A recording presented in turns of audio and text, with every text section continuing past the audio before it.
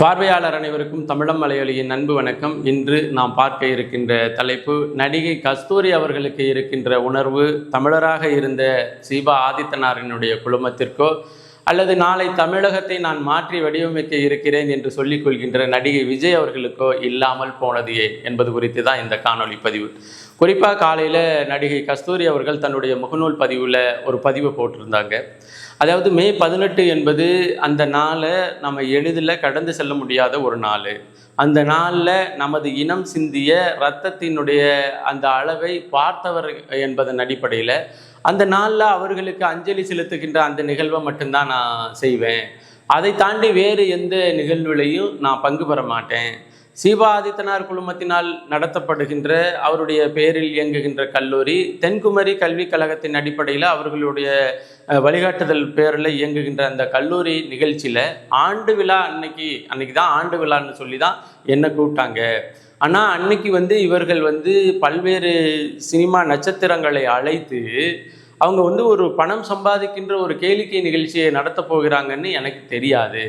அதனால் இந்த நிகழ்ச்சியில் நான் பங்கு பெற போவதில்லை அப்படின்னு சொல்லி ரொம்ப தெளிவான ஒரு பதிவு பண்ணியிருக்கிறாங்க நடிகை கஸ்தூரி அவர்கள். நம்ம பொறுத்தவரையிலையும் தமிழர்களை பொறுத்தவரையிலையும் மே 18 என்பது எளிதில் கடந்து செல்ல முடியாத ஒரு நாள். அந்த நாள்ங்கிறது எப்படின்னா, நமது கண் முன்னே நமது தொப்புள் கொடி உறவுகளாக கருதப்படுகின்ற நமது ஈழத்தமிழ் சொந்தங்கள் 1.25 லட்சம் உறவுகள் கொன்றொழிக்கப்பட்ட நாள். சிங்கள பேரினவாதமும் இந்திய ஒன்றியத்தினுடைய அதிகாரமும் அந்த அதிகாரத்திற்கு உறுதுணையாக இருந்த திராவிட முன்னேற்ற கழகமும் ஒரு சேர சேர்ந்து ஈழத்தில் இரத்த சகதியை உருவாக்கிய அந்த நாள். நமது விடுதலை கனவு, தமிழருக்கென்று ஒரு தேச கனவு, 30 ஆண்டு கால விடுதலை போராட்டம் அப்படின்னு நிறைய வரலாறுகளை சுமந்து வந்த ஒரு விடுதலை போராட்டத்தை நயவஞ்சக போரினால் கொன்றொழித்த நாள் அந்த நாள். அந்த நாளை வாழ்நாள் இந்த பூமி பந்தில் எந்த இடத்துல எந்த மூலையில் தமிழர் இருந்தால் கூட அந்த நாளை நாம் மறந்தோ கடந்தோ போக முடியாத ஒரு நாள். இங்கே ஆட்சி அமைத்து அரசாட்சி செய்து குடியுரிமையை அரசாட்சி செய்து குடியாட்சி செய்த மன்னர்களில் மிக முக்கியமானவர்கள் சோழர்கள் இந்த மண்ணில் ஏற்றி இங்கே மண்ணின் மக்களை வளம் பெற வாழச் செய்த அந்த புலிக்கொடியை கொண்டு போய் ஈழத்தினுடைய விடுதலை போராட்டத்திற்காக தலைவர் பயன்படுத்துகிறாரு. அந்த பயன்படுத்துகின்ற அந்த காந்திரத்தோடு விடுதலை போராட்டம் 30 ஆண்டு காலத்தை கடந்து செல்லுகின்ற அந்த காலகட்டத்தில் தான் உலகின் 20 நாடுகளினுடைய துணை கொண்டு, இந்தியாவினுடைய போர் விமானத்தினுடைய துணை கொண்டு ஈழத்தில் சிங்கள பேரினவாதம் அந்த கொடியை நாங்கள் இறக்கி முடிச்சிட்டோம் அப்படின்னு கொக்கரித்த நாள் மே 18. அப்போ அதன் அடிப்படையில் தான் அங்கே நீ ஒரு கொடியை இறக்குறீன்னா இது எனது பாட்டன் கொடின்னு சொல்லி இந்த இடத்துல நாம் மே 18 அன்று கட்சியை தொடங்கி அந்த கொடியை கட்சியின் கொடியாக கொண்டு இன்னைக்கு 1 வருடம் இல்லை 2 வருடம் அல்ல 15வது வருடத்தில் நாம் நிற்கிறோம். நாம் தமிழர் கட்சி மே 18 நிகழ்வை நமது இந்த இனப்படுகொலை போரில் இறந்து போனவர்களின் நினைவை சுமந்து அதே போல அவர்களின் கனவை சுமந்து நடத்துகின்ற ஒரு எழுச்சி நாளாக நாம் கொண்டாட இருக்கிறதுங்கிறது அந்த விடுதலை போராட்டத்திற்கு தன்னை அணியப்படுத்துகின்ற ஒரு நிகழ்வாக நாம் அனுசரிக்க இருக்கிறோம். இதுதான் நாம் தொடர்ச்சியாக செய்கிறது. இந்த காலகட்டத்தில் தான் நமது இன எதிரிகள் அந்த மே 18 என்கின்ற அந்த பேரும் வந்துடக்கூடாது. அதே போல நவம்பர் 27 அப்படிங்கிற அந்த நிகழ்வும் வந்துடக்கூடாது. இந்த 2 நாட்களில் மட்டும்தான் இவனுங்க தொடர்ச்சியாக இந்த இனத்திற்கே தொடர்பு இல்லாத பல நிகழ்ச்சிகளை தொடர்ந்து நடத்தி கொண்டே இருப்பாங்க. அது இதுவரையிலையும் எங்கே நடந்துச்சுன்னா, தமிழர்கள் நிரம்பி வாழ்கின்ற வெளிநாடுகளில் பார்த்தீங்கன்னா மே 18 அன்னைக்கு ஒரு நிகழ்ச்சி நடத்துவாங்க. அதே போல் நவம்பர் 27 இசை நிகழ்ச்சி, பாட்டு கச்சேரி அது மாதிரி நடத்துவாங்க. இதெல்லாம் இதுக்கு முன்னாடி வெளிநாடுகளில் வாழ்ந்த தமிழர்கள் மத்தியில் நடந்து கொண்டே இருந்தது. இதெல்லாம் வந்துக்கிட்டு இருந்தது. இப்போ சமீப காலமாக என்ன நடக்குதுன்னா, தமிழகத்தில் வாழ்கின்ற தமிழர்கள் இருக்கின்ற அந்த இடத்துல தமிழ்நாட்டில் சரியாக மே 18 அந்த நிகழ்வை நடத்த விடாமல் அவர்களுடைய சிந்தனை நமக்கு வரவிடாமல் மாற்றுகின்ற வேலையை பல்வேறு நிகழ்ச்சிகளை நடத்தி இவங்க செஞ்சுட்டு இருக்கிறாங்க. இதே போல தான் நவம்பர் 27 ஏதாச்சும் ஒரு நிகழ்ச்சியை நடத்திக்கிட்டு இருக்கிறாங்க. இப்போ அந்த வகையில் தான் தென்குமரி கல்விக் கழகத்தின் அடிப்படையில் அந்த சீபா ஆதித்தனார் குழுமத்தின் பேரில் இயங்குகின்ற அந்த கல்லூரி நாகர்கோவிலில் இறங்குது.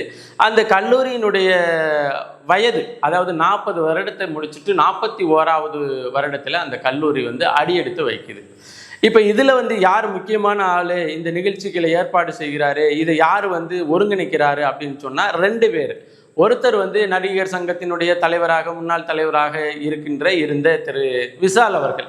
விஷாலை பற்றி உங்களுக்கு நல்லா தெரியும். எப்பொழுதெல்லாம் நமது இன உணர்வும் நமது விடுதலை உணர்வும் மேலோங்கி வருதோ அப்பொழுதெல்லாம் குறுக்கால வந்து ஏதாச்சும் கருத்து சொல்லிக்கிட்டே இருப்பார். வெகு சமீபத்தில் கூட நான் தெலுங்கராக இருக்கிறது வந்து யாருக்கு பிரச்சனை, சீமானுக்கு மட்டும்தானே பிரச்சனை, இதில் என்ன வந்து இருக்குது, நான் தெலுங்கராக இருக்கிறது வாழ்றது தப்பா அப்படி இப்படின்னு சொல்லிட்டு இதில் எனக்கு ஒன்றும் பெரிய பதில் இல்லை அப்படின்னு சொல்லி ரொம்ப திமிரா பதில் சொன்னதை நம்மளால் பார்க்க முடியுது. அப்போ இந்த நிகழ்ச்சிக்கு இந்த நட்சத்திர பட்டாளங்களை தலைமையேற்று அழைச்சிட்டு வர்ற ஒரு பொறுப்பு வந்து தெலுங்கராக இருக்கின்ற விஷால் கையளிக்கப்பட்டிருக்கு. சரி, இந்த நிகழ்ச்சியை நடத்துறது யாரு அப்படின்னு சொன்னா பிடி செல்வகுமார். இந்த பிடி செல்வகுமார் யாருன்னா இளைய தளபதி தமிழக வெற்றி கழகத்தினுடைய தலைவர் தளபதி திரு விஜய் அவர்களினுடைய பர்சனல் பிஏவாக இருக்கின்ற பிடி செல்வகுமார் இவர் வந்து இவருக்கு இன்னொரு அடையாளம் என்ன இருக்குன்னா புலிங்கிற படத்துக்குனுடைய தயாரிப்பாளர் இவர் வந்து இப்போ சமீபத்தில் என்ன பண்ணுறாருன்னா தென்குமரி கல்விக் கழகத்தினுடைய செயலாளராக பொறுப்பேற்ற உடனேயே இந்த நட்சத்திர கலை இரவு அப்படிங்கிற ஒரு நிகழ்ச்சியை வந்து நடத்துகிறாரு. இந்த நட்சத்திர கலை இரவும் கூட எந்த காலகட்டத்தில் எந்த நேரத்தில் நடத்தணும் அப்படிங்கிறது புரிதல் இருக்குதா இல்லையான்னு தெரியல. சரியாக மே 18 அன்றைக்கு வந்து இதை ப்ரொப்போஸ் பண்ணியிருக்கிறாரு. இதில் பார்த்தீங்கன்னா நடிகை கஸ்தூரி அவர்கள் ரொம்ப தெளிவாக சொல்லியிருக்கிறாங்க. அன்றைய நாள் அப்படிங்கிறது வந்து இனப்படுகொலையில் இறந்து போனவர்களின் நினைவை சுமந்து நாம் அவர்களுக்கு வணக்கம் செலுத்துகிற நாள். அந்த நாளை வந்து வேற எந்த நிகழ்ச்சியையும் நம்ம நடத்தக்கூடாது. எனக்கு வந்து என்னை அழைச்சது வந்து ஒரு ஆண்டு விழா, கல்லூரியினுடைய ஆண்டு விழா, அதன் அடிப்படையில் நீங்கள் வந்து கலந்துக்கங்கன்னு சொன்னாங்க. இது போன்ற ஒருங்கிணைப்பு நடப்பது எனக்கு தெரியாது அப்படின்னு சொல்லியிருக்கிறாரு. உண்மையில் வந்து தமிழர் வரலாற்றிலையும் சரி, தமிழர் அழிவுலையும் சரி, தமிழர் வரலாற்றை அழிப்பதும் சரி, தமிழர் இனத்தை அழிப்பதிலையும் சரி தெலுங்கர்கள் ரொம்ப காந்திரமான பங்கு வகித்து கொண்டே இருந்தார்கள், வகித்து கொண்டு வருகிறார்கள். இப்போ அதில் தான் வந்து இவர்களெல்லாம் நம்மளால் பார்க்க முடிகிறது. ஆனால் கல்வி குழுமத்தை நடத்துகின்ற ஒருவர் வந்து நாம் தமிழர் அப்படிங்கிற ஒரு கட்சியை முதல்ல தொடங்கியவருடைய அந்த வாரிசுகள், அந்த சிவா ஆதித்தனார் குழுமத்தினுடைய வாரிசுகள் அவர்கள் நடத்துகின்றது அந்த கல்வி குழுமம். அந்த கல்வி குழுமம் வந்து நடத்துகின்ற ஒரு அறக்கட்டளை தான் தென்குமரி கல்விக் கழகம். அந்த அறக்கட்டளைக்கு பிடி செல்வகுமார் ஒருத்தர் அப்படிங்கிறவரை செயலாளராக நிர்வகிக்கிறீங்க.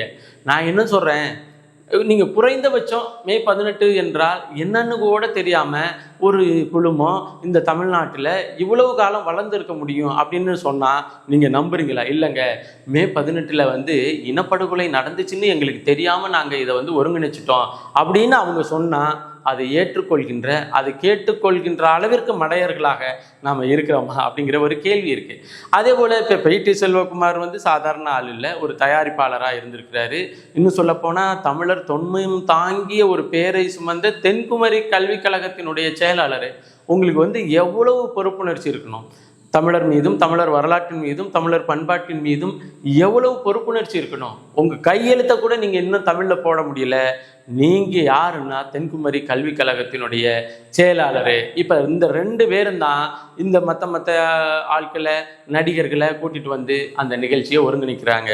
உண்மையிலேயே நாம் இந்த மண்ணில் ஒரு அதிகாரமக்க ஒரு இனமாக மாறுவதற்கு எந்தெந்த இடத்துல தெரியுமா இருக்குது? இது மாதிரி ஆட்கள்லாம் ஓட விரட்டுறதுல தான் இருக்குது. இது மாதிரி ஆட்கள்னால் நான் எல்லாரையும் தான் சொல்கிறேன்.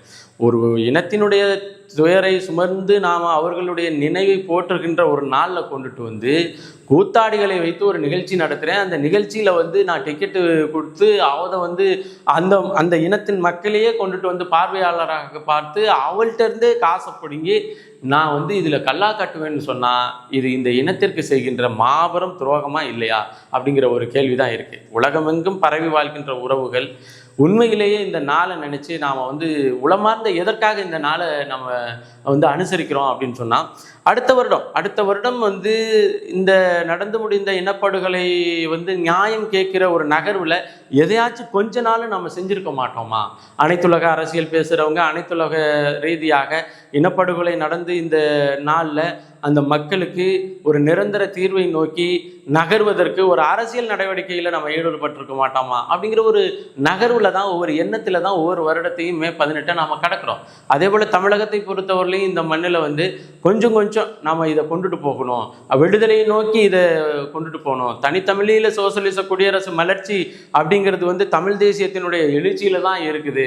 அதனால தமிழ் தேசிய எழுச்சியை வந்து இங்கு உருவாக்குவதற்கு நாம் என்னென்ன வகையில் பாடுபடணுமோ அந்தந்த வகையில் பாடுபட்டுக்கிட்டு இருக்கணும் அப்படிங்கிற ஒரு எண்ணத்தில் தான் ஒவ்வொரு மே 18ஐயும் நாம் வீழ்ந்தது அழுவதற்காக அல்ல எழுவதற்காக என்கின்ற ஒரு முழக்கத்தை முன்வழித்து இனப்படுகொலை நடந்தனால இன எழுச்சி கொள்ள வேண்டும் என்பதற்காக இனவெழுச்சி நாளாக நம்ம கடைபிடிச்சிட்டு வரோம்.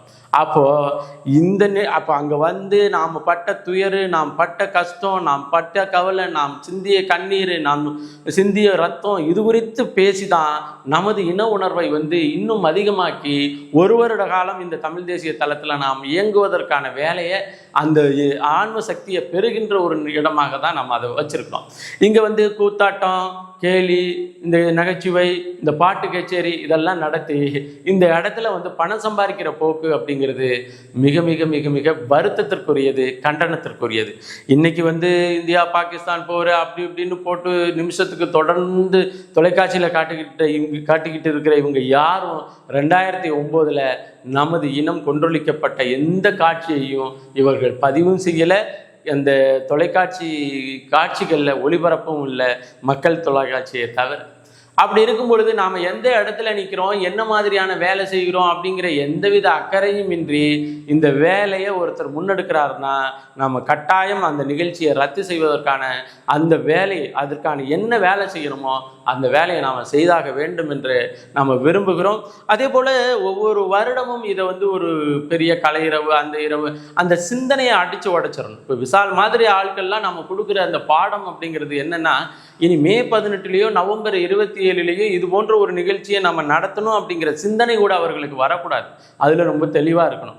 அப்போ இந்த வகையில் இந்த நிகழ்ச்சியை ஒருங்கிணைத்து நடத்த துடிக்கின்ற பிடி செல்வகுமார் அவர்களுக்கும், பிடி செல்வகுமார் அவர்களை தன்னுடைய பர்சனல் பிஏவாக வைத்துக்கொண்டு அவர்களின் மூலமாக அரசியல் அறுவடையை செய்ய துடிக்கின்ற திரு நடிகர் விஜய் அவர்களுக்கும், அதே போல் எங்கே பார்த்தாலும் காசு, எங்கே பார்த்தாலும் கல்வி குழுமம், எங்கே பார்த்தாலும் தொலைக்காட்சி, எங்கே பார்த்தாலும் அந்த தினத்தந்தியினுடைய பேப்பர், இப்படி சொத்துக்கு குறைவே இல்லாமல் வாழ்கின்ற சீபா ஆதித்தனாருடைய கல்வி குழுமம் வந்து எதற்காக, காசுக்காக இந்த வேலையை செய்தா அல்ல உண்மையிலே இன அழிப்பில் தெலுங்கர்களோடு கைகோர்த்து இந்த வேலையை நாங்களும் அழிக்கிற வேலையை செய்கிறோம் அப்படிங்கிற முயற்சியில் இறங்கிட்டாங்களா அப்படிங்கிற ஒரு கேள்வியையும் இந்த நிகழ்வின் மூலமாக நாம் அவர்கள்ட்ட கேட்க வேண்டியது இருக்குது.